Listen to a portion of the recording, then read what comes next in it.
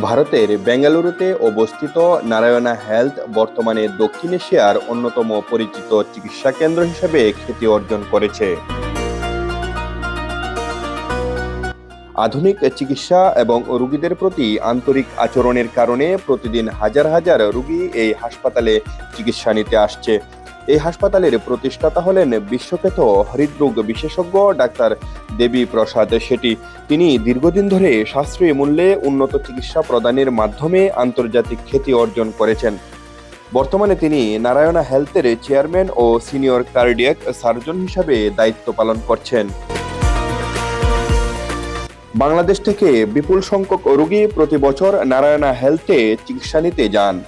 রোগীদের সঙ্গে দীর্ঘদিন কাজ করার ফলে ডাক্তার দেবী শেঠি বাংলা ভাষাও অনেকটা বুঝতে ও বলতে পারেন বলে রোগীরা জানিয়েছে। সে কারণে বাংলাদেশের রোগীদের নিজের সমস্যা সরাসরি ডাক্তারকে বলতে পারেন। ये देखो इसका आंसर जीभ नहीं करना है। ये जो फाकाटा है ना, ये भीतर जीभ दे देना।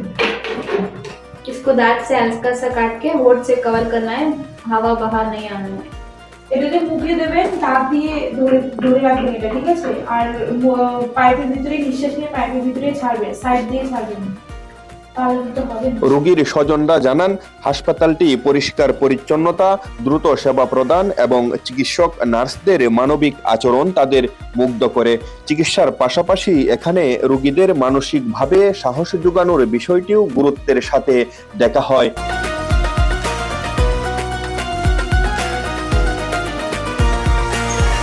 নারায়ণা হেলথে হৃদরোগ, কিডনি ক্যান্সার, গ্যাস্ট্রোএন্টারোলজি, অর্থোপেডিক্স সহ বিভিন্ন জটিল রোগের চিকিৎসা দেওয়া হয়। অত্যাধুনিক প্রযুক্তি এবং বহু অভিজ্ঞ বিশেষজ্ঞ চিকিৎসকের সমন্বয়ে হাসপাতালটি আন্তর্জাতিক রোগীদের কাছেও জনপ্রিয় হয়ে উঠেছে। এই হাসপাতালে আন্তর্জাতিক মানের ডাক্তারদের ভিজিটও তুলনামূলক অনেক কম। এই হাসপাতালের চেয়ারম্যান ডাক্তার দেবী শেঠির ভিজিট মাত্র 1050 রুপি।